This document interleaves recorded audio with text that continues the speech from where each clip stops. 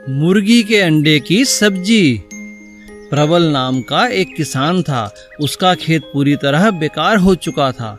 लाख मेहनत करने के बाद भी खेत से कुछ फायदा ना मिला। हे भगवान, समझ नहीं आता क्या करूं, खेत में तो कुछ उगता ही नहीं। प्रबल चिंतित रहने लगा और उसने खेत पर जाना भी बंद कर दिया। कई दिन बीते। वह इतना चिंतित हुआ कि बीमार हो गया और बिस्तर से उठ भी नहीं पाता था। ये आपको क्या हो गया? अब हम कैसे जिएंगे? बेटा माधव, तुम ही कोई काम तलाश करो। हाँ माँ, आप चिंता मत करो। माधव अब दिन रात काम ढूंढता। कभी कभी खेती पर भी जाता था, पर कोई फायदा न मिलता। एक दिन माधव अंडे लेने दुकान पहुंचा। भाई, ये अंडे मुझे दे दो। कैसे दिए? 10 का 1 है। इतना महंगा? माधव के पास पैसे नहीं थे। तब दुकानदार बोला, ये कुछ टूटे हुए अंडे हैं, अगर तुम लेना चाहो तो आधे दाम में दे दूंगा। माधव खुश हुआ और दुकानदार से अंडे लेकर घर पहुंचा। उसकी माँ ने अंडे की सब्जी बनाई। तभी उनके दरवाजे पर किसी ने आवाज दी, अरे भाई, कोई है क्या? कहिए, कौन है? हम यात्री हैं, हमें बहुत दूर जाना है। क्या यहाँ पर कोई खाने की जगह मिलेगी? हमें बहुत भूख लगी है। नहीं भाई, यहाँ कोई ढाबा या खाने की जगह नहीं है, आप अंदर आ जाइए। माधव ने उस यात्री को अंडे की सब्जी खिलाई। यह सब्जी किसने बनाई? यह मेरी माँ ने बनाई है। यह तो बहुत स्वादिष्ट है। अरे, मुझे तो मालूम ही नहीं था कि अंडों से इतनी अच्छी सब्जी भी बनती है। क्या तुम मेरे साथ चलोगे? मेरा बहुत बड़ा ढाबा है, मैंने कभी भी इतनी स्वादिष्ट सब्जी नहीं खाई। तुम मेरे साथ चलो और मेरे ढाबे पर चलकर मेरे साथ काम करो। हाँ हाँ, मैं आपके साथ जरूर चलूँगा। और इस तरह माधव उस व्यक्ति के साथ चला गया और मेहनत से काम करने लगा। देखते ही देखते उनके दिन बदल गए। अब उन्हें किसी भी तरह की कोई कमी ना रही। जादुई केला। एक फल बेचने वाला था जिसका नाम ध्यानचंद था। उसने अपने बागीचे में बहुत से फल लगा रखे थे। रोज सुबह ध्यानचंद पके फल तोड़ता और बाजार जाकर बेच देता। ध्यानचंद की एक बहुत अच्छी आदत थी। रोज रास्ते में उसे जो भी गरीब मिलता उसे वह एक केला जरूर देता। अरे वाह, ये ध्यानचंद तो बड़ा अच्छा आदमी लगता है। एक रोज की तरह ध्यानचंद पके हुए फल तोड़ रहा था। तभी उसने देखा कि एक तोता जमीन में गड्ढा करने की कोशिश कर रहा है। अरे रुको रुको, मैं मदद करता हूँ। तुम ये क्या कर रहे हो? मैं बीज बोना चाहता हूँ। ये बीज बोने से सोना देने वाले केले का पेड़ लगेगा। लाओ, मैं लगा देता हूँ। ध्यानचंद ने तोते की बात पर विश्वास तो नहीं किया, पर वो बीज बो दिया और हर रोज उसमें पानी डालने लगा। तोता रोज बीज देखने आता। काफी दिन बीत गए। एक दिन बीज में से एक पेड़ बाहर निकला और कुछ ही दिनों बाद उस पर सुंदर सुंदर सोने के केले लगने लगे। अब तो तोता भी उसी पेड़ पर आकर रहने लगा। ध्यानचंद ने जब सोने के केले देखे तो उसे लालच आ गया और उसने तोते से कहा, तुमने बिल्कुल सच कहा था, यह तो सच में सोने के केले देने वाला पेड़ निकला। तुम्हारे पिताजी ठीक कहते थे। तुम्हारा शुक्रिया, तुमने ही इसकी देखभाल की। तुम हर रोज एक सोने का केला लेकर जा सकते हो, इससे तुम्हें बहुत मदद मिलेगी। अब ध्यानचंद को तोता हर रोज एक सोने का केला देता और ध्यानचंद उसे बेचकर खूब पैसा कमाता। मगर ध्यानचंद को एक एक केला पाकर संतुष्टि नहीं थी। वह तो सभी केले पा लेना चाहता था। अगर यह तोता मर जाए तो पेड़ मेरा हो जाएगा और फिर सारे सोने के केले मेरे होंगे।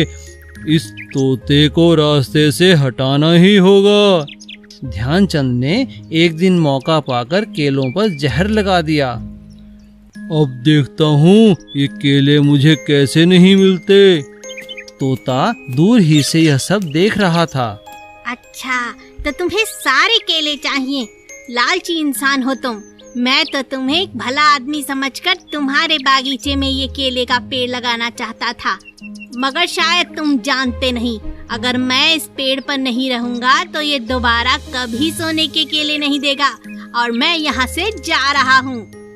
और तोते के जाते ही वो पूरा केले का पेड़ सूख गया और उस पर से सारे केले झड़ गए, और ध्यानचंद अपने लालच की वजह से हाथ मलता रह गया। मायावी मटकी। मदन एक बहुत ही ईमानदार लड़का था। वो बहुत मेहनत करता। उसका एक छोटा सा खेत था। एक दिन खेत में काम करने के बाद जब मदन घर लौट रहा था, अचानक रास्ते में उसका पैर एक पत्थर से टकराया और वह जमीन पर गिर पड़ा। अरे, मेरे पैर के बीच में ये क्या अटका जो मैं गिर पड़ा? अच्छा, ये पत्थर है, इसे उठाकर कहीं दूर रख देता हूँ।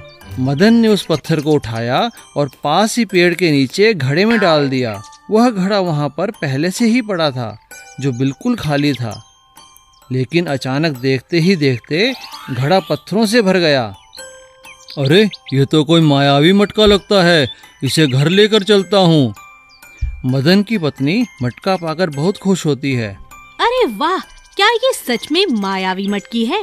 मैं अभी इसमें जेवर डालकर देखती हूँ। जैसे ही मटके में अपने जेवर डाले तो मटका गहनों से भर गया। मदन और उसकी पत्नी बहुत खुश थे।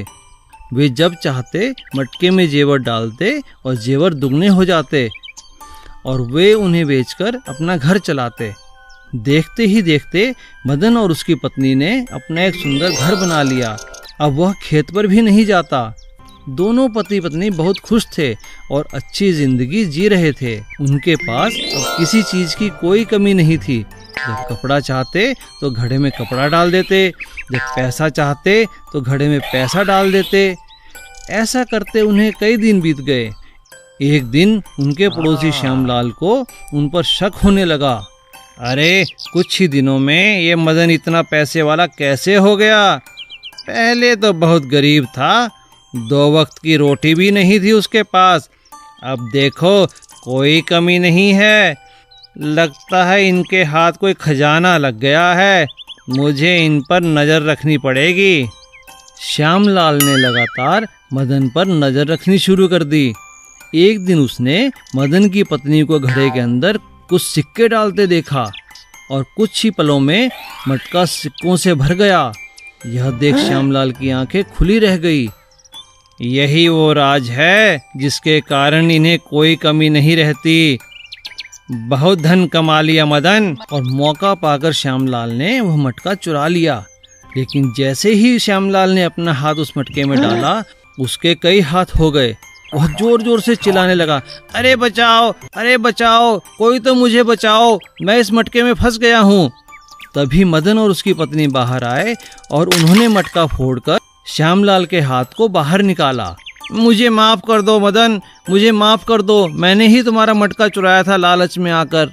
अच्छा हुआ ये मटका टूट गया, इसके कारण मैं भी बहुत आलसी हो गया था। जो मजा मेहनत की रोटी में है, वह मायावी चीजों में नहीं। राजू और उसकी पत्नी बहुत गरीब थे। बहुत मेहनत के बाद ही वे अपना गुजारा कर पाते थे। राजू मिट्टी के बर्तन बनाता और उसकी पत्नी उन पर रंग लगाती। सुनो जी, अब ये सब काम छोड़ो और खाना खा लो। इतने दिन बीत गए, एक भी बर्तन नहीं बिका। ना तो अब हमारे पास पैसे बचे हैं और ना खाना। आकर खाना खा लो, नहीं तो ये भी ठंडा हो जाएगा। आता हूँ, क्यों परेशान हो रही हो? सब ठीक हो जाएगा।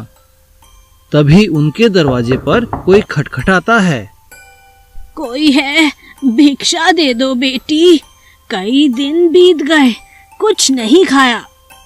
जरूर। राजू की पत्नी ने अपनी थाली दरवाजे पर खड़ी बुढ़िया को दे दी। ये लीजिए माँ, भोजन कीजिए। बुढ़िया बहुत खुश हुई और भोजन करने लगी। बेटी, मांगो, क्या चाहती हो? तुमने एक भूखे का पेट भरा है। तुरंत बुढ़िया देवी में बदल गई। मैं तुम्हें 3 वरदान देती हूँ। तुम जो चाहोगी वही होगा बेटी। सच देवी माँ, धन्यवाद। मैं अपने पति के साथ सोच समझकर वरदान मांगूंगी माँ। अरे आओ मालती, कहाँ रह गई? जल्दी आओ, खाना ठंडा हो गया है। अभी आई। बुढ़िया के जाते ही मालती दौड़ती हुई अपने पति के पास आई। बड़ी खुश लग रही हो, क्या बात है? देवी माँ ने हमें 3 वरदान दिए हैं। अब हम जो चाहेंगे वो मिल जाएगा। जानते हो, वो बुढ़िया नहीं, स्वयं साक्षात देवी माँ थी। अरे छोड़ो, ऐसा कुछ नहीं होता। चलो खाना खा लेते हैं। दोनों खाना खाने बैठते हैं। कितने दिन हो गए, कुछ अच्छा नहीं खाया। काश हमारे पास कुछ स्वादिष्ट खाने को होता। तभी तरह तरह के स्वादिष्ट पकवान उनके सामने आ जाते हैं। अरे यह क्या हुआ? तुम्हारी बात तो सच साबित हो गई। ओहो, ये क्या किया मैंने? एक वरदान बर्बाद कर दिया। चलो छोड़ो, खाना खा लेते हैं। यह क्या, कोई मिठाई नहीं? बिना मिठाई खाए कुछ अच्छा नहीं लग रहा। तभी सभी थालियां मिठाइयों से भर जाती हैं। यह क्या, इतनी मिठाइयां किस काम की? इन्हें तो हम एक दिन में नहीं खा सकते। तुम ठीक कहते हो, इन्हें संभाल ले तो कई दिन तक खा सकते हैं, है ना? ऐसा कहते ही सारी मिठाइयां एक बड़े कनस्तर में बंद हो गई और देखते ही देखते तीनों वरदान खत्म हो गए। अरे यह क्या मालती, हमने तीनों वरदान खत्म कर दिए। हाँ जी, बातों बातों में तीनों वरदान चले गए और हमें पता ही नहीं चला। Please subscribe.